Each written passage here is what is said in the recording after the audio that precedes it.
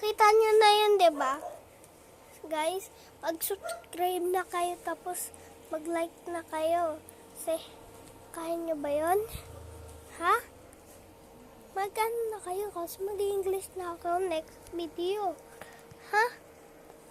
Naintindihan nyo?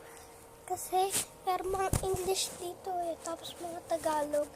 Guys, dito na kami and basta hindi kayo napabaragit sa TikTok viewers ko.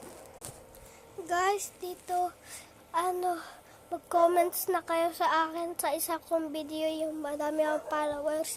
Yung 321 followers. Dito, magti-TikTok muna ako sa trending ko sa TikTok. See you guys. Bye-bye.